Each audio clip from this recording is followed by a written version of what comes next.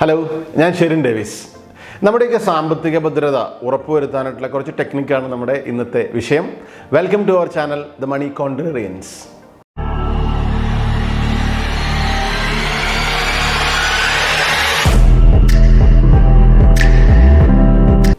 അതിനൊരു first step, ആദ്യം തന്നെ നമ്മൾ ചെയ്യേണ്ട ഒരു കാര്യം എന്ന് പറയുന്നത്, നമ്മൾ അധ്വാനിച്ചുണ്ടാക്കിയ പണം സേവ് ചെയ്യുമ്പോഴും ഇൻവെസ്റ്റ് ചെയ്യുമ്പോഴും സ്പെൻഡ് ചെയ്യുമ്പോഴും, അപ്പോൾ വേറൊരാളുടെ നിർബന്ധത്തിനോ പ്രേരണയ്ക്കോ വഴങ്ങിയത് ചെയ്യാതിരിക്കുക എന്നുള്ളതാണ് നമ്മൾ ആദ്യം ചെയ്യേണ്ട കാര്യം. പിന്നെ സേവ് ചെയ്യാനും ഇൻവെസ്റ്റ്മെൻറ്റ് ചെയ്യാനും നമ്മൾ ഇന്ന് മുതൽ പഠിക്കാൻ ആരംഭിക്കുക. അപ്പോൾ 2025 നിങ്ങൾക്കൊരു നല്ല സാമ്പത്തിക വളർച്ച ഉണ്ടാവണം. നമുക്ക് ഇന്ന് തന്നെ അത് ആരംഭിക്കാം. അപ്പോൾ ഓരോ പോയിന്റ്സും, അതായത് എന്താണ് ചെയ്യേണ്ടത്, നമുക്ക് ഓരോ പോയിന്റ് ബൈ പോയിന്റായിട്ട് നമുക്കിന്ന് നോക്കാം. അതിൽ ഒന്നാമത്തെ പോയിന്റ് എന്ന് പറയുന്നത് നമ്മുടെ വരവും ചെലവും, അതുപോലെ നമ്മുടെ അസറ്റ്സും ലയബിലിറ്റീസും. അപ്പോൾ ഇവയെക്കുറിച്ച് നമുക്ക് വ്യക്തമായിട്ടുള്ളൊരു ധാരണ ഉണ്ടാവണം, നമ്മളത് കൃത്യമായിട്ട് മനസ്സിലാക്കിയിരിക്കണം.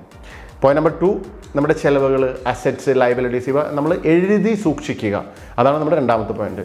ഇനി തേർഡ് പോയിന്റ് എന്ന് പറയുന്നത്, ഇപ്പോൾ ലോൺ, നമുക്ക് ഒരുപാട് ലോണുകളൊക്കെ ഉണ്ടാവില്ല. അപ്പോൾ ആ ലോണിൽ കൂടുതലും EMI വരുന്നതും ഇൻട്രസ്റ്റ് റേറ്റ് കൂടിയതുമായിട്ടുള്ള ലോണുകൾ നമ്മൾ ആദ്യം അടച്ചു തീർക്കാനായിട്ട് ശ്രമിക്കുക. പോയിന്റ് നമ്പർ 4, നമുക്ക് എന്തായാലും ഒരു എമർജൻസി സിറ്റുവേഷൻ വരുമല്ലേ, അപ്പോൾ നമുക്കത് കൈകാര്യം ചെയ്യാനായിട്ട് നമുക്കൊരു എമർജൻസി ഫണ്ട് നമ്മുടെ കയ്യിൽ ഉണ്ടാവണം. പോയിന്റ് നമ്പർ 5, നമുക്ക് എന്തായാലും നിർബന്ധമായിട്ടൊരു ഹെൽത്ത് ഇൻഷുറൻസ് പോളിസി നമ്മുടെ ഫാമിലിയിൽ ഉണ്ടാകണം. പോയിന്റ് നമ്പർ 6, അതായത് നമ്മൾ എന്ത് ചെയ്യണം, നമ്മുടെ ഇൻകം വർദ്ധിപ്പിക്കാനുള്ള ശ്രമങ്ങൾ നമ്മൾ നിരന്തരമായിട്ട് നടത്തിക്കൊണ്ടിരിക്കണം. കാരണം ചിലവുകൾ നമുക്ക് ഒരിക്കലും കുറയ്ക്കാൻ പറ്റില്ല. അപ്പോൾ അഡീഷണൽ ഇൻകം ഉണ്ടാക്കാനുള്ള എല്ലാ സോഴ്സുകളും നമ്മൾ ഐഡൻറ്റിഫൈ ചെയ്യാനായിട്ട് ശ്രമിച്ചുകൊണ്ടിരിക്കണം. ഇനി പോയിന്റ് നമ്പർ 7, നിലവിലുള്ള നമ്മുടെ ഇൻവെസ്റ്റ്മെൻറ്റ്, സേവിങ്സ്, ഇവിടെ ഗ്രോത്ത്, നമുക്ക് എത്ര ഈൽഡ് കിട്ടുന്നത് നമ്മൾ കൃത്യമായിട്ട് പ്രോഗ്രസ് ചെക്ക് ചെയ്യുക, കൃത്യമായിട്ട് മനസ്സിലാക്കുക. ഇനി പോയിന്റ് നമ്പർ 8, അതായത് ഹയർ ഇൻകം ഉള്ള ആളുകളാണെങ്കിൽ, നിങ്ങൾ ഹയർ ഇൻകം സ്ലാബിലുള്ള ആളുകളാണെങ്കിൽ അതിന് ടാക്സിൻ്റെ ഒരു ഇംപ്ലിക്കേഷൻ ഉണ്ട്. അതായത് ടാക്സ് എങ്ങനെ സേവ് ചെയ്യാൻ പറ്റും, ആ കാര്യങ്ങൾ, ടാക്സിൻ്റെ ഇംപ്ലിക്കേഷൻ നിങ്ങൾ കൃത്യമായിട്ട് മനസ്സിലാക്കിയിരിക്കണം. ഇനി പോയിന്റ് നമ്പർ 9, അതായത് നമ്മൾ ലക്ഷറി ഐറ്റംസിന് വേണ്ടിയിട്ട് നമ്മൾ എന്ത് ചെയ്യണം, നമ്മൾ ലോൺ അധികം എടുക്കാതിരിക്കുക. അതായത് അത്യാവശ്യങ്ങൾക്ക് മാത്രം ലോൺ എടുക്കുക, ആവശ്യങ്ങൾക്ക് മാത്രം ലോൺ എടുക്കുക, ലക്ഷറികൾക്ക് വേണ്ടി നമ്മൾ ലോൺ എടുക്കാതിരിക്കുക. ഇനി പോയിന്റ് നമ്പർ 10, അതായത് ഇൻഷുറൻസും ഇൻവെസ്റ്റ്മെൻറ്റും നമ്മുടെ ലൈഫിൽ ഏറ്റവും അത്യാവശ്യമുള്ള കാര്യങ്ങളാണ്. അപ്പോൾ ഇൻഷുറൻസും ഇൻവെസ്റ്റ്മെൻറ്റും സെലക്ട് ചെയ്യുമ്പോൾ, അതായത് അവർ പറയുന്നത് മാത്രം, ഇപ്പോൾ ഒരു ബാങ്കറോ അല്ലെങ്കിൽ ഒരു ഇൻഷുറൻസ് ഏജൻറ്റോ അങ്ങനെയുള്ള ആളുകൾ പറയുന്നത് മാത്രം കണ്ണടച്ച് വിശ്വസിച്ച് മാത്രം അത് എടുക്കാതിരിക്കുക, അത് ചെയ്യാതിരിക്കുക. അപ്പോൾ അതിനെപ്പറ്റി ശരിയായിട്ട് പഠിച്ച്, ഇപ്പോൾ ആവശ്യമാണെങ്കിൽ ഒരു എക്സ്പേർട്ടുമായിട്ട് കൺസൾട്ട് ചെയ്ത് മാത്രം ഈ ഇൻവെസ്റ്റ്മെൻറ്റിൻ്റെയും ഇൻഷുറൻസിൻ്റെയും തീരുമാനങ്ങൾ നമ്മൾ എടുക്കുക. പോയിന്റ് നമ്പർ 11, നമ്മൾ സ്കാമുകളിൽ പെടാതിരിക്കുക. അതായത് ഫൈനാൻഷ്യൽ സ്കാമുകൾ നമ്മൾ പെടാതിരിക്കുക. സാധാരണഗതിയിൽ ഹയർ ഇൻട്രസ്റ്റ്, കൂടുതൽ ഇൻട്രസ്റ്റ് റേറ്റ് ഓഫർ ചെയ്തിട്ടുള്ള ഇൻവെസ്റ്റ്മെൻറ്റ് സ്കീമുകളായിരിക്കും എപ്പോഴും എന്ത് വരുന്നത്, സ്കാമിലേക്ക് നമ്മളെ ലീഡ് ചെയ്യിപ്പിക്കുന്നത്.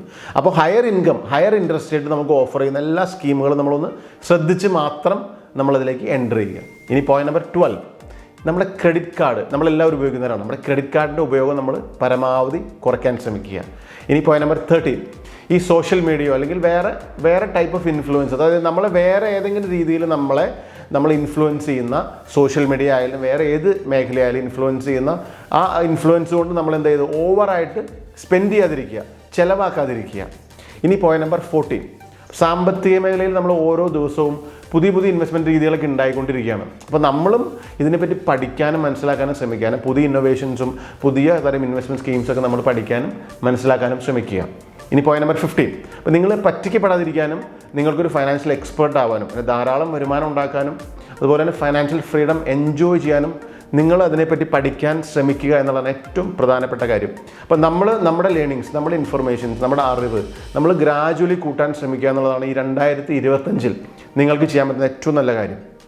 പ്രത്യേകിച്ച് ഫൈനാൻഷ്യൽ മേഖലയിൽ ഇനി വരും കാലങ്ങളിൽ ഒരുപാട് ഫ്രോഡുകളും അല്ലെങ്കിൽ ഒരുപാട് മിസ്യൂസുകളൊക്കെ ചെയ്യാൻ സാധ്യതയുള്ളൊരു മേഖലയാണ്. അപ്പോൾ അതുകൊണ്ട് തീർച്ചയായിട്ടും നിങ്ങളുടെ ഫൈനാൻഷ്യൽ ലേണിങ്സ് നിങ്ങൾ ഇന്ന് തന്നെ ആരംഭിക്കുക. അപ്പോൾ 2025 നിങ്ങൾക്ക് ഏറ്റവും നല്ലൊരു ഫൈനാൻഷ്യൽ എക്സ്പേർട്ടായിട്ട് നിങ്ങളെല്ലാവരും മാറട്ടെ എന്ന് നിങ്ങൾ ആശംസിക്കുന്നു. Thank you. We are here to create investment winners.